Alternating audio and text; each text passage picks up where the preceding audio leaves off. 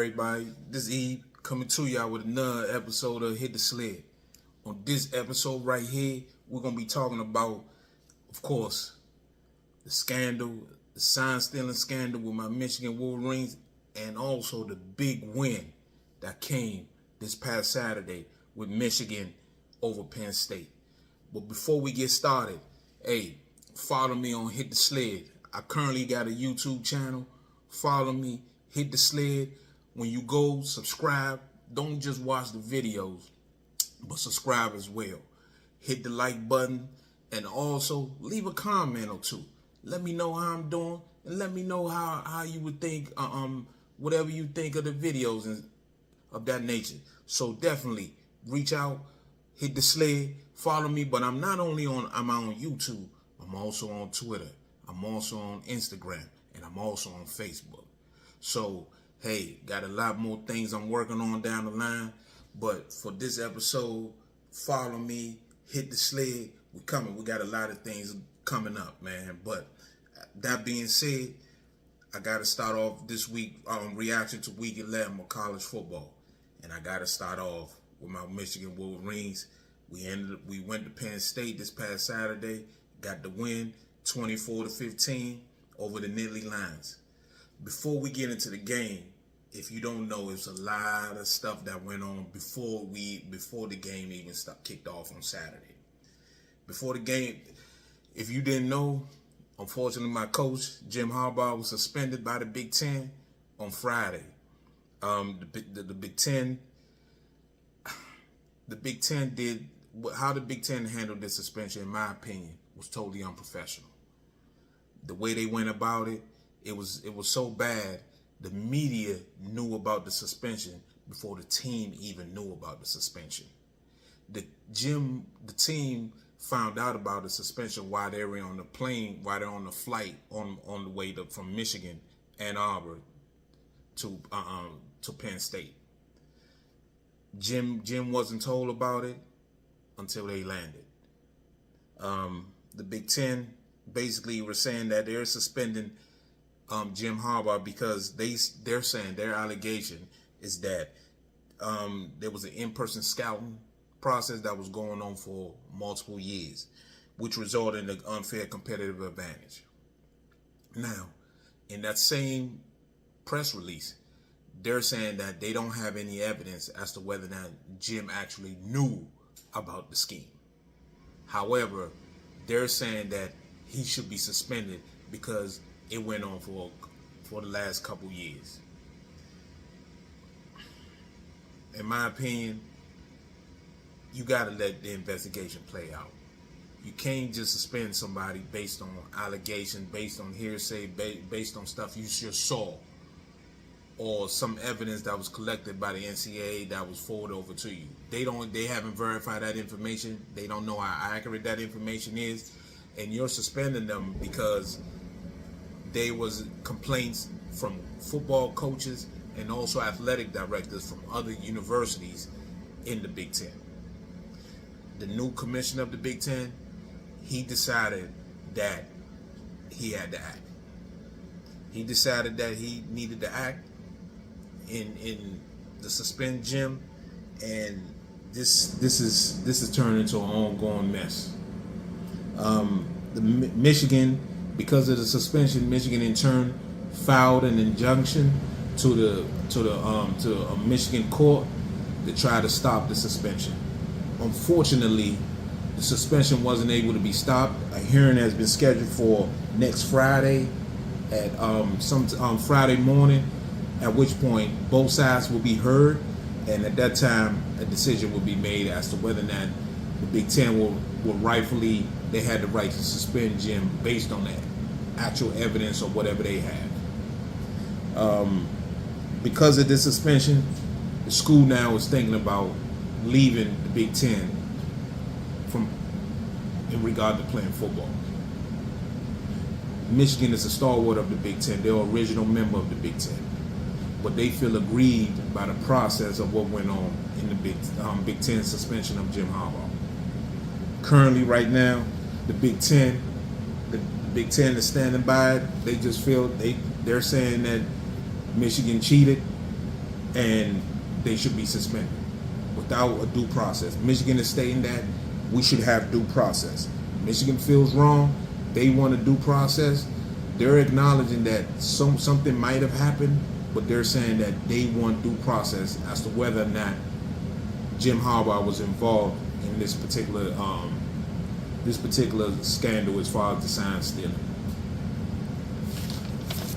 It's one of those things, man. That it was chaos before the game, and at about 10 a.m. on Saturday, we discovered that the courthouse would not hear the case. Like I said earlier, a hearing was then scheduled for Friday morning, at which point both sides would be heard: the Big Ten, the university, and also Jim Harbaugh's legal representatives.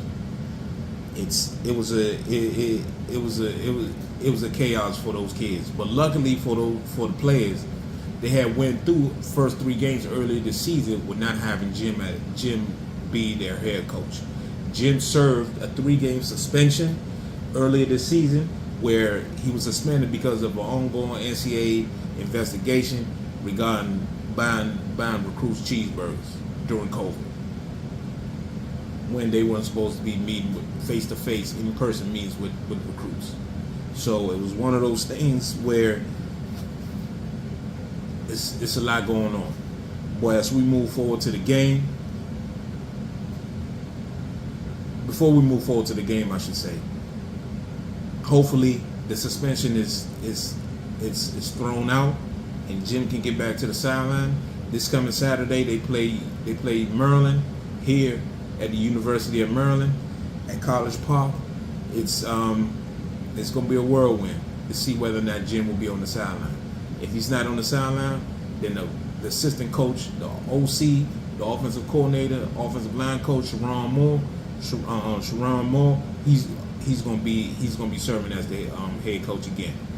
He did this past weekend at Penn State, and he did a tremendous job.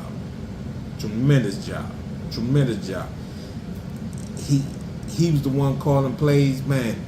He did a fantastic job calling those plays. J.J. McCarthy only threw the ball 8 times, 7 for 8 for 60 yards. Michigan decided that the best way to win this game is by being physical and running the ball. Michigan ran the ball 46 times for 227 yards and 3 touchdowns. Let me tell you this. Michigan did not throw the ball for the rest of the game after midway through the second quarter. They decided, we're not even going to throw the ball. We're going to pound these boys to death. And that's what they did. They came out, they ran the ball 46 times again for 227 yards and 3 touchdowns. Blake Corum, he had 26 carries for 145 yards and 2 touchdowns. Donovan Edwards, he carried the ball 10 times for 52 yards and a touchdown. Man, they did a tremendous job. Man, they was out there, man. They was running that ball. It was old school style. Physicality, downhill, we coming at you. And Penn State, credit to them, they try to hold the fort. They try their best. Defense tried their best, but man, they were getting pounded. And unfortunately, they couldn't really hold up.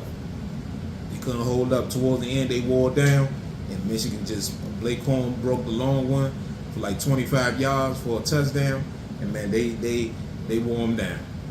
Man. The defense, not only was the offense outstanding, the defense was outstanding as well. Drew Allen, the Penn State quarterback, a 5-star quarterback, he went 10 for 22, less than 50%, for 70 yards and touchdowns. However, they did run the ball quite successfully. They ran the ball 35 times for 164 yards and a touchdown. But, man, Michigan was outstanding. The game plan they had offensively and defensively was outstanding. They did a tremendous job. They really did. They did a tremendous job. They were outstanding, man. I'm going to tell you something, man. After that game right there, it was one of those things where You look back on it, this is a pivotal moment in Michigan history right here. Any Michigan fan will always remember this game. The game when Jim was suspended against Penn State. Penn State was trying to fight, trying to prove that they can win a big game, and they came out there and they beat them boys down. In regard what the win does for the team, to me, it proves to everybody that they said that this is a very good football team. This is a great football team, and they don't have to cheat to win any big game. They don't have to cheat to win any big game. To me, that was awesome. That was awesome to see. That was great. They showed how much they wanted to fight for their head coach, Jim Harbaugh. Man, all those kids they were fighting, they were working, they were doing everything you will ask them to do. They did a tremendous job. They fought their guts out. Man. And for me, another thing that they showed, in regard to this win, what it showed, that Sharon Moore, he can handle the big moment. He can handle the big game. Coming into that game, not knowing whether or not your boss, the head coach, is going to be the head coach, and he came out. He was unflappable. He was calling the plays, and the game plan he put together was tremendous. He did an awesome job. He really did. He called a great game running the ball on 3rd and longs when Penn State were thinking he was going to throw it. He ran it, and man, he stayed with it. He was patient. And the offensive line, credit the offensive line, and that is his unit. As a former offensive lineman myself, man, I was watching that game with goosebumps. Just seeing the physicality, seeing them boys come up the ball, running the ball, physicality, hitting people.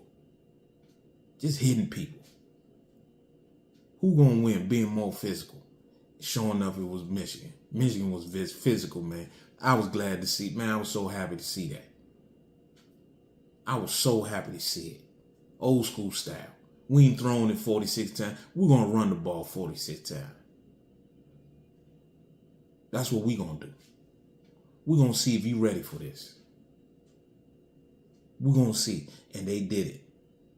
And after the game, Sharon Moore was interviewed after the game, and the emotions he showed.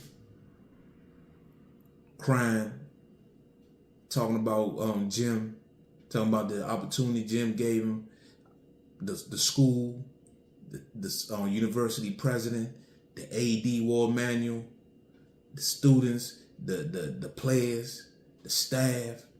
Man, that was a whole team win. As a fan, man, I was excited. I was happy. I was proud, man. It showed me that they're a complete football team. You know, today I'm seeing stuff around, people who are laughing at Sharon Moore about his emotions, saying different stuff. See, a lot of people don't understand what was those tears about. Those tears are about Jim Harbaugh hiring Sharon Moore to be his tight ends coach, grooming him, giving him an opportunity. From the tight ends coach, he worked his way to the offensive line coach. Trusted him with the offensive line. He worked the offensive line, developed the offensive line to where he's the only, he coaches the only unit, the only offensive line unit to ever win the Joe Moore Award two times in a row. 2 years in a row. And Jim moved him, kept him as an offensive line coach, and moved him to the offensive coordinator position, where he trusted him, made him co-offensive coordinator, and then made him the head, the lead offensive coordinator. Those emotions were because of a man that was being given an opportunity, a black man, from tight end coach to the offensive line coach to the co-offensive coordinator to the offensive coordinator in charge of calling plays. Jim didn't have to do that.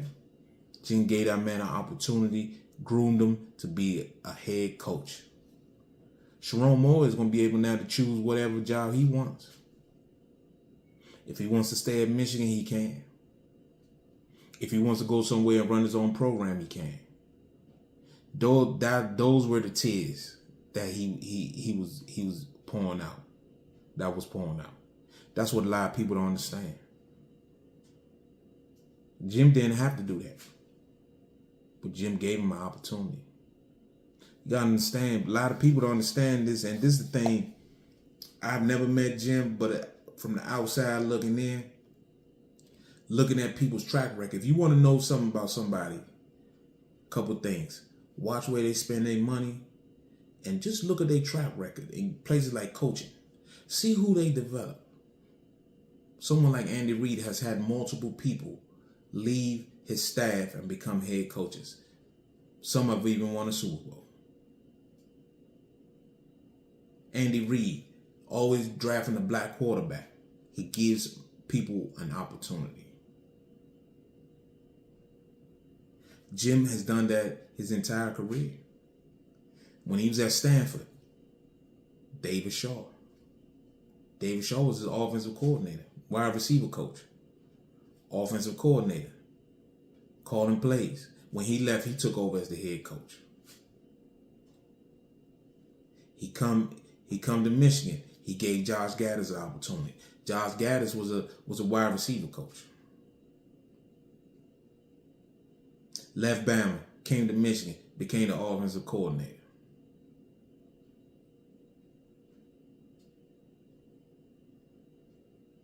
Now he's doing it with Sharon Moore. Tight ends coach. Works it up. Then he becomes the offensive line coach. Works there, develop those kids. Got him to be back-to-back Joe Moore Award winner as the best offensive line in college football 2 years in a row.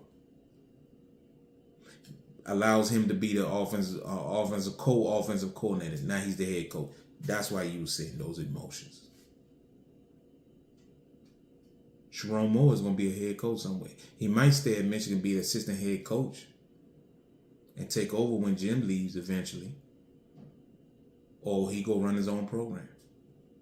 But in my opinion, he's proved that he can handle the big moment. He really can. He did a tremendous job. Tremendous job. Also, it shows to me Michigan is a complete football team. They didn't make a mistake on special team. Defensively, they were lights out. They were lights out defensively. They were lights out.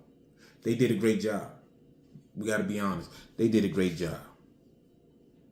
And now they got Maryland here at College Park this week. It's going to be interesting. Hopefully Jim is out there. They can get the job done against Maryland, and then the big one is the week after. That's going to be something right there. That's going to be something. We're going to be talking about that as the weeks goes on. As we move on, so I'm glad for my Wolverines. Let's see what goes on later on in the week as far as with Jim getting Jim being allowed to get back to the head coaching, being allowed to coach again on the sideline, and we'll talk about that on Friday's episode of Hit the Sled. Excuse me. As we move on, the next game I'm gonna talk about is the Arizona, Colorado, the Buffs. The Buffs, unfortunately, they lost 34-31 to Arizona. They fall to 4-6. They played better. They played better this week. They did. They played better. Shador went 22 for 35, 262 yards, 2 touchdowns. They was 30 for 77. Shador played well, typical. He had to run for his life a couple times, took some hits and stuff like that. They tried to run the ball. They ran the ball for the first time, in my opinion, 30 times for 77 yards. It ain't the yards that matters, the attempts. To me, that was good. The 30 attempts for me was a positive. The 30 attempts for me was a positive. That it doesn't matter how many yards they get, but you have to make the defense respect some. They can't just tee off on Shador. They have to be able to run the ball, at least have them pay attention to it. They ran the ball again for 30 times for 77 yards at 2.6 yards a clip. That's not a lot, but that's something. That's better than what they used to do when they might run the ball 5 times, 10 times the whole game. You know, so that was a good job right there. The O-line still gave up 3 sacks, and again, Shador was constantly under pressure. The O-line will not get better until next season when they got new players in that, when they get new people in that O-line. But unfortunately, they've lost the last 5 or 6. It's not ending the right way. But you know what? It got a lot of promise. It's a lot of promise going on defensively. They couldn't really stop the run. Arizona did a good job, running the ball. They played better, man. It was just that, they struggling up front. They got Washington State on Friday, so we're gonna be talking about that on Hit the Sled on Friday, man. They play Washington State. Hopefully they can sneak a win, get to 5-6, and then they finish up with Utah. The next game I'm gonna talk about is Alabama against Kentucky. Bama does dominate that game from the very beginning. Jalen Monroe, he went 15 for 22, 234 yards, 3 touchdowns, 1 interception. He played well. Jalen Monroe has gotten better as the season went on. That's a mark of good coaching. That really is. That's the mark of good coaching right there. He's done a tremendous job. Florida, because of Bama's win, they win the West. They're going to be playing Georgia in the SEC championship game in a couple weeks. That's going to be a dandy right there. That's going to be a good one. Looking forward to that one. I'm really looking forward to that one. But credit Saban. Saban has done a tremendous job with this team. After that loss to Texas early in the season, where people felt like everything was going off the rails, they come back, put everything back together, and Jalen Monroe, he went 15 for 22, 234 yards, 3 touchdowns. He did have 1 interception, but he played well, man. He played well. He really did. He did a tremendous job staying consistent, staying ahead of the chains. They were just they from the get-go, they was on top of Kentucky. From the very get-go, they was on top of Kentucky. The next game I'm talking about is the Florida State Miami game. Florida State ends up winning this game 27-20. This rivalry game, y'all. If you already know, if you're a college football fan, you say Florida State Miami, you know what time it is. When I was a kid, when I was a young and growing up, this game was played at high noon. Early. It was never played at night. It was never played at 3:30. It was played at high noon. Keith Jackson.